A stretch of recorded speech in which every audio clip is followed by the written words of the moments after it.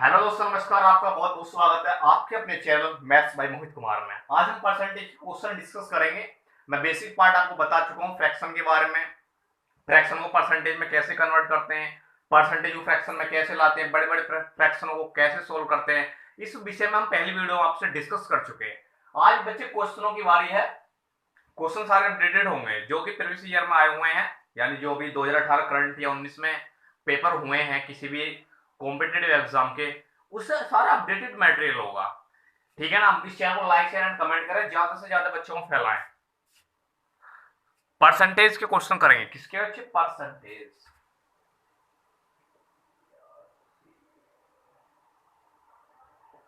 ये पार्ट 2 होगा।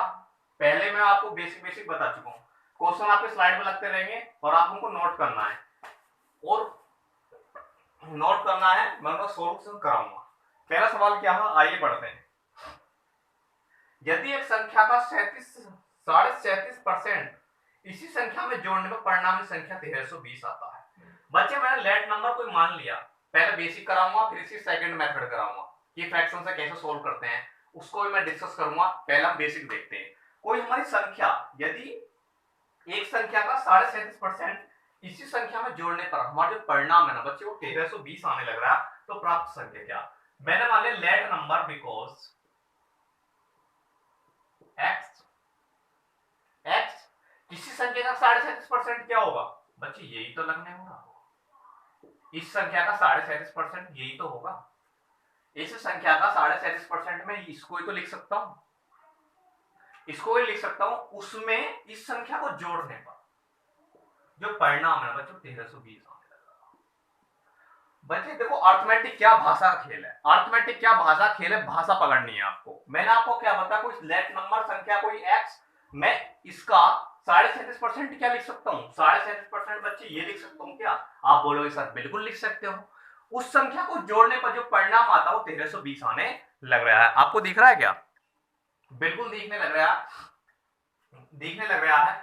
तो 37.37 फ्रैक्शन क्या होती है, मैंने आपको बताई थी प्रीवियस ईयर में क्या थी, x प्लस एक्स गुणा 3/8, इसकी फ्रैक्शन होती है गुणा 1300।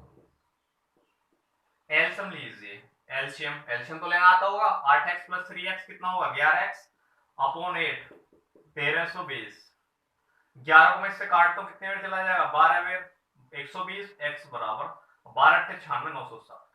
जो वे संख्या होगी ना बच्चे, वो 960 संख्या होगी। ये था इसका बेसिक मेथड। इसका बेसिक मेथड था क्या था, लेट यदि कोई एक संख्या है, एक संख्या का 37.37%, उसी संख्या को जोड़ने पर परिणाम संख्या 1320 आने लग रही है, तो हमें उस फाइंड आउट संख्या ज्ञात करनी थी। तो इसका बेसिक पार्ट ये था। इसके ये फ्रैक्शन से हम इसको कैसे सोल्व करते हैं, सेकंड मेथड। सेकेंडरी मेथड क्या हो सकती है, कहां गया ये 37.37% है। मैंने आपको उसकी फ्रैक्शन बताई 3/8। बच्चे जो नीचे जो संख्या होती है ना, ये ऑर्डिनल संख्या होती है। नीचे जो संख्या होती है मूल संख्या होती है,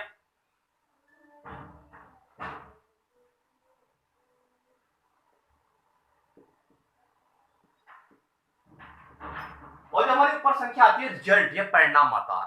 रिजल्ट या परिणाम आता है। अगर मैं 8 का 37.37% निकालने लग रहूंगा तो उसका मान 3 आने लग रहा होगा। उसका जो मान है बच्चे वो 3 आने लग रहा होगा। क्वेश्चन क्या था, यदि किसी एक संख्या को, यदि किसी एक संख्या का 37.37% जोड़ने जोड़ने पर परिणाम संख्या का 1320 होती है। मेरी मूल संख्या ये 8 है, इसका 37.37% जोड़ता हूं तो क्या आता है, 3 आता है। 37.37% अगर मैं 8 का निकालता हूं तो 3 आने लग रहा।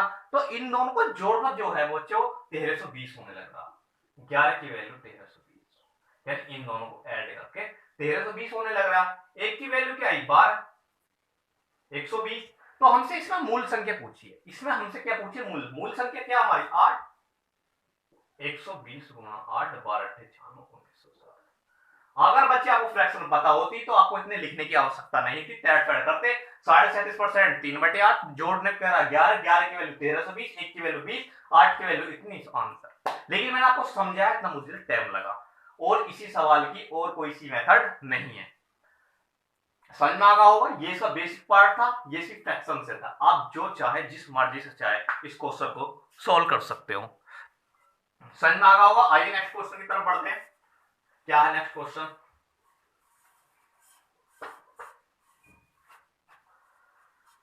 दिया है 63-72 का कितना प्रतिशत है। इसकी मैं दो मेथड बताऊंगा। 63-72 का कितना प्रतिशत है।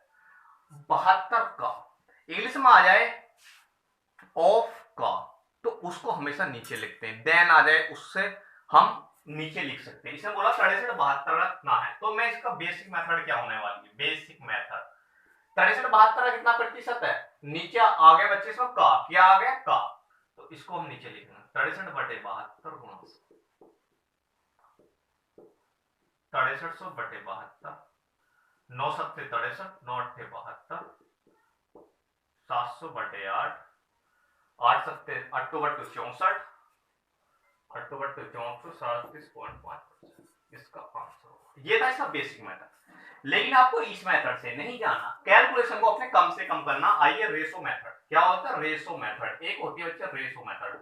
रेशो में आपको डिस्कस नहीं किया है, रेशो हम पढ़ाएंगे जब, आप देखना क्या होता है रेशो। आइए 63 और 72 का आप ले लीजिए रेशो, 9 7 63, 9 8 72, का आया, का किसे कहलाया था 72 के गया 8 के गया, तो संख्या नीचे कौन सी जाएगी 8, तो 7/8 गुणा 100। क्या आ गया नीचे 8। मैंने कहा था जब भी आपको कोई बड़ी फ्रैक्शन दी हो तो हमें सबसे पहले हर में जाना है। 8 1/8 की वैल्यू क्या होती है 12 से 1/2, कितना गुना है 7 गुना, क्या आएगा 87.5%। उसको 7 गुना करना, देखो 12 से 1/2 की फ्रैक्शन क्या होती है 1/8 की होती है 12 से 1/2, लेकिन हमें चाहिए 7 गुना, तो 7 से मल्टीप्लाई यहां करूंगा 12 7 84 प्लस 7/2, तो 3.5 87.5%। मैं समझता हूं ये क्वेश्चन आपको समझ में आ रहा होगा। ये इसका बेसिक मेथड था, ये इसका रेशो मेथड था, जो हम परसेंटेज से खेल पा रहे होंगे। आप जितने इन संख्या को याद रखोगे आप इन संख्याओं से उतना खेल पाओगे।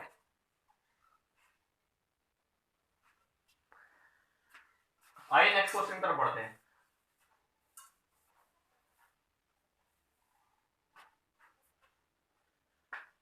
अगला है 96 144 से कितना प्रतिशत कम है, से कितना प्रतिशत कम है 144 से। 96 रेशो मेथड से कराऊंगा इसे, बोल 96 144 से कितना कम है, कितना कम है, कितने का डिफरेंस आ रहा है, कितने का डिफरेंस आ रहा है, आप बोलोगे सर 48 का डिफरेंस आ रहा है। किससे कम है 144 से कम है, थोड़ा सा काट दो, ये 8 चौक 32, 8 16 8 24, 3 बार और 1/3 गुणा 100। तो आपको इसकी फ्रैक्शन पता है क्या होती है 33 से 1/3% या 33 सही 3% होती है। समझ में आया या नहीं आया। 96 144 से कितना प्रतिशत कम है, कितना प्रतिशत कम है, कितना का डिफरेंस है 48 का, किससे कम है 144 से गुणा 100। इसमें कुछ करने की आवश्यकता नहीं था, एक थोड़ा बेसिक क्वेश्चन था जो अब कर ये पूछा गया था एलडीसी में।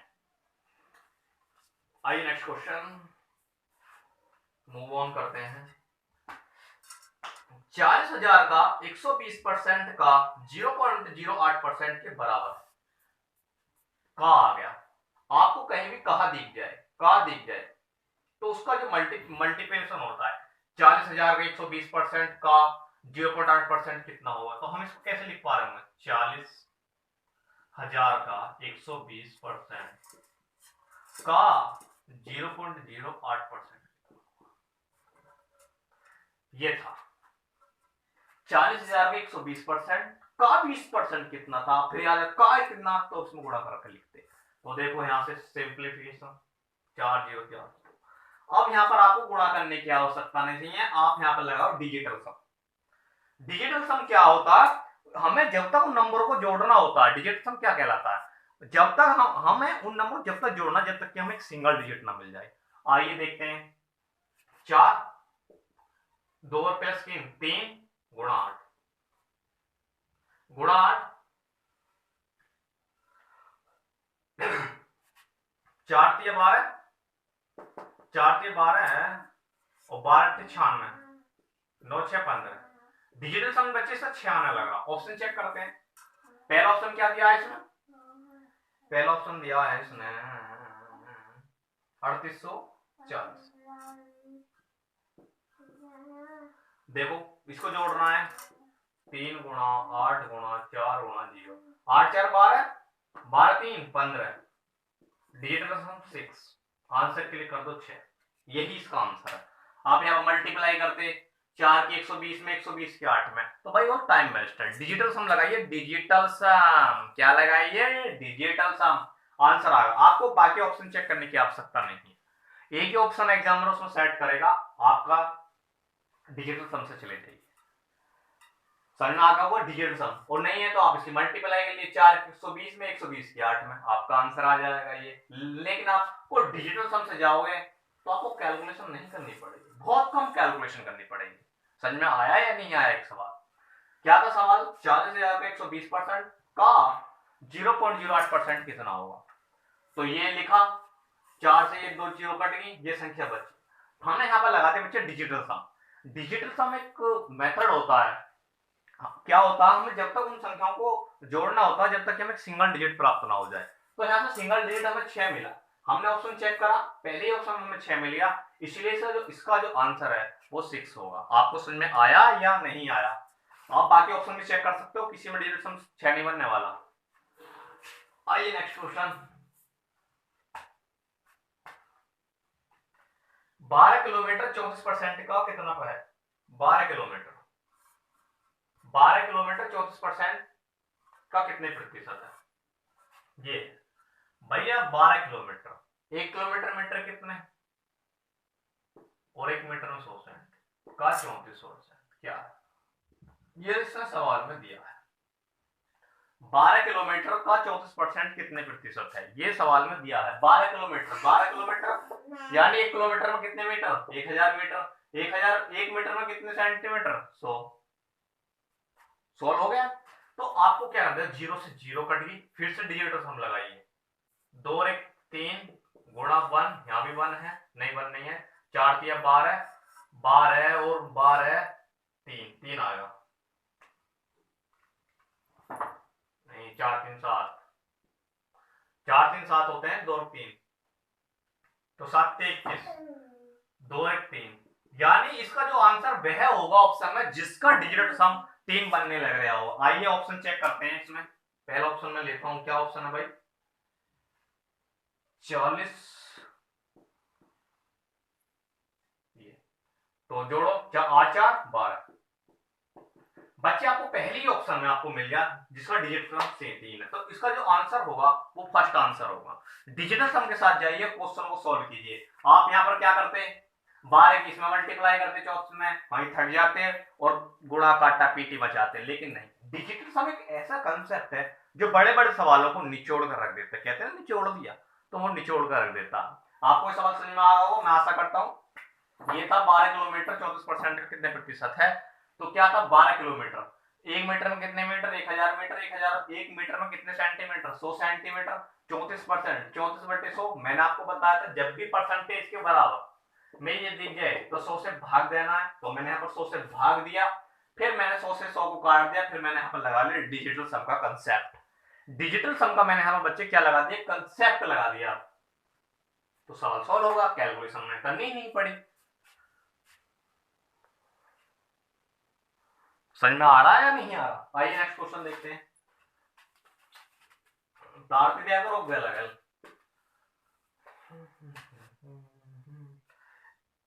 ये पूछ रहा है 1 की समय अवधि 1 दिन का कितने प्रतिशत है, 1 घंटा 45 मिनट 1 दिन का कितने प्रतिशत है। तो 1 दिन इन घंटे की बात करिए, लेकिन हम बच्चे में 45 मिनट दिए हैं, तो इसको हम घंटे में कन्वर्ट करना पड़ेगा। 1 + 45/60, 15 × 45, 15 × 60, 1 + 3/4 करेंगे तो 7/4 आने लग रहा होगा। 1 दिन की समय अवधि का कितने प्रतिशत, 1 दिन की का कहा है, तो 7/4/24 गुणा 100, आप 4 से 1 काट लो 25, और 7 गुणा 25/24 175/24, ये इसका आंसर होगा। ये बच्चे इसका आंसर होगा। सवाल था 1 घंटा 45 मिनट की अवधि, अब एक दिन का कितने प्रतिशत है, तो एक दिन में कितने घंटे होते हैं बच्चे, 24 घंटे होते हैं। एक दिन में घंटे कितने होते हैं बच्चे, 24 होते हैं। तो 24 रख दिया, 7/4, 24×100। सिंपल सवाल था, ये भी कभी कभी आ जाता है, इसलिए हमने इसको भी करवा दिया है। आइए नेक्स्ट क्वेश्चन देखते हैं। एक संख्या जो 16% बढ़ाने पर 1914 हो जाती है, तो वह संख्या क्या थी। तो मैं इसका बेसिक और दोनों ही मेथड एक्सप्लेन करूंगा। आइए बेसिक से देखते हैं। मैंने लेट नंबर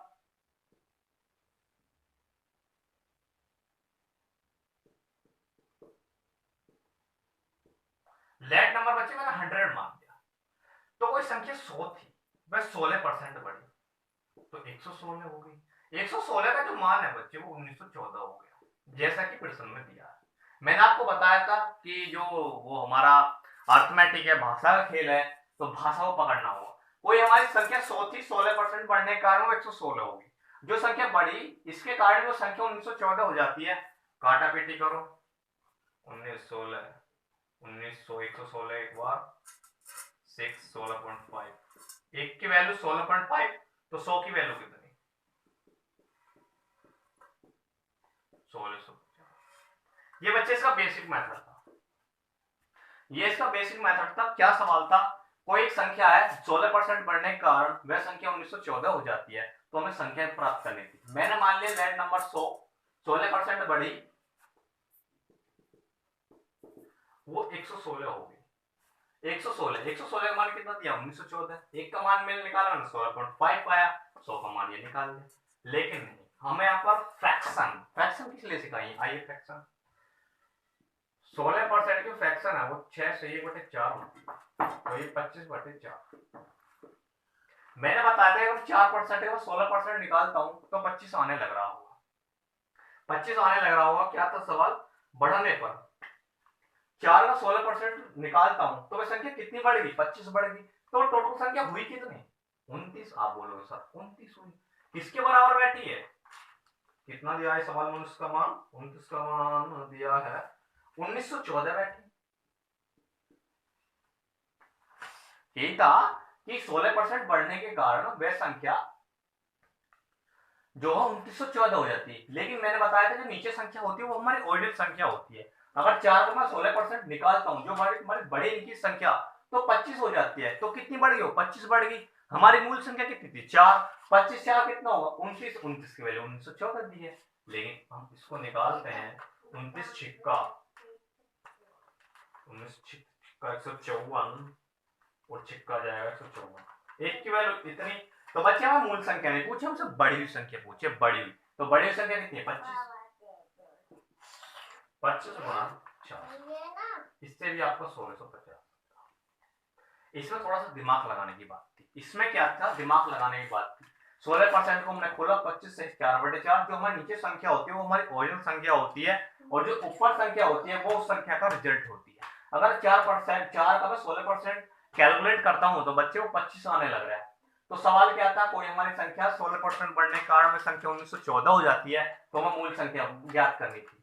तो ये सवाल था, 4% का 16% निकाला 25, तो संख्या कितनी बढ़ी बच्चे, 25 बढ़ गई। तो टोटल संख्या हुई कितनी, 25 4 + 29, 29 की वैल्यू कितनी दी है 1914। तो एक की वैल्यू 66 और 25 की वैल्यू कितनी 1650। समझ में आया या नहीं आया। आइए नेक्स्ट क्वेश्चन की तरफ बढ़ते हैं।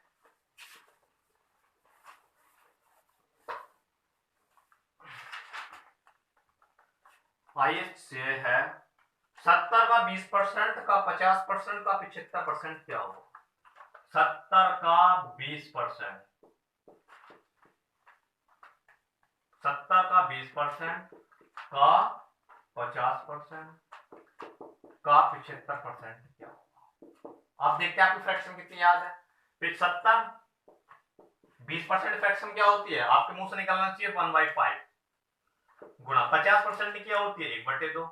75 की क्या होती है, कैसे निकालोगे, 25% कितनी 1/4, 25 का कितना गुणा 3 गुणा, तो कितना होगा 3/4,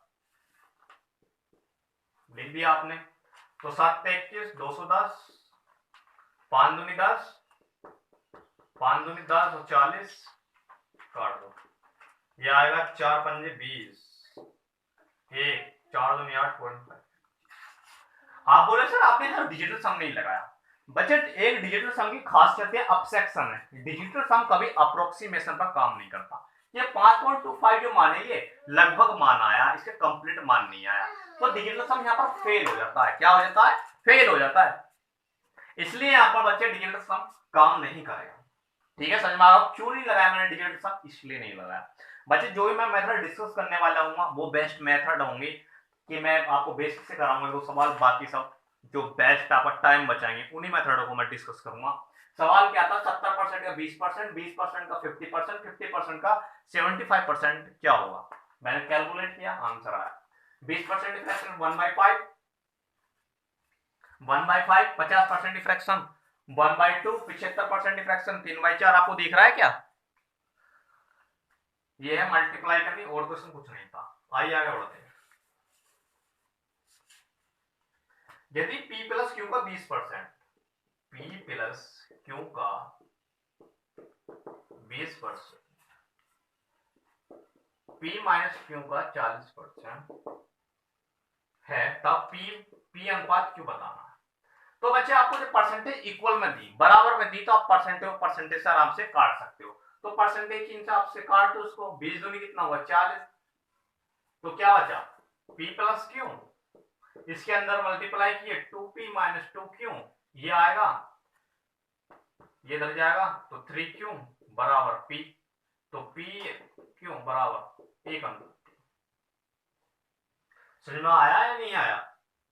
1 अनुपात नहीं आएगा, 3 अनुपात 1 आएगा। चेंज करते हैं ना, इन्वर्स करते हैं। समझ में आया या नहीं आया? क्या था? P प्लस Q का 20% बराबर P माइनस Q का 40%। क्या मैंने आपको क्या बताया कि आपको जो परसेंटेज इक्वल में दी हो, परसेंटेज बच्चे आपको इक्वल में दिया, परसेंटेज को परसेंटेज से काट सकते हो। तो मैंने वही किया, परसेंटेज को परसेंटेज से मैंने काटा और 20 को 40 से काटा तो 2 बेर आया। इसके अंदर मल्टीप्लाई किया और P अनुपात Q का रेशो निकाल दिया। समझ में आया सवाल या नहीं आया? ओके, आइए नेक्स्ट क्वेश्चन बढ़ते हैं, जो कि आज का लास्ट क्वेश्चन होगा। क्या है? यदि एक संख्या का 62 सही, बहुत मोस्ट इंपोर्टेंट क्वेश्चन है।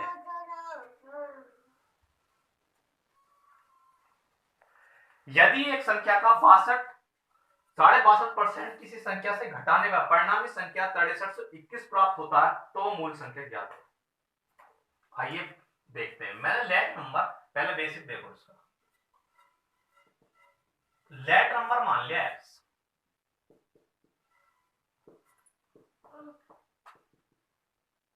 अगर मैं x का 62%, 62.5% निकालता हूं, क्या लिखूंगा? x इतना,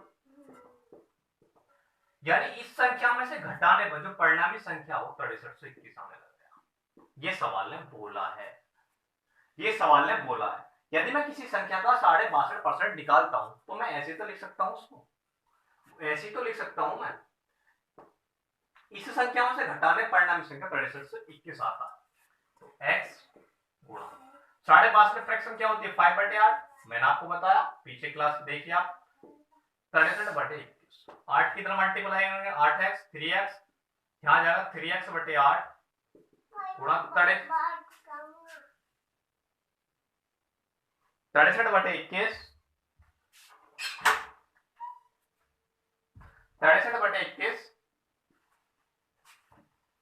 63/21, तो 3x 63 गुणा 8/3, ये कट जाएगा, x का आएगा 2107।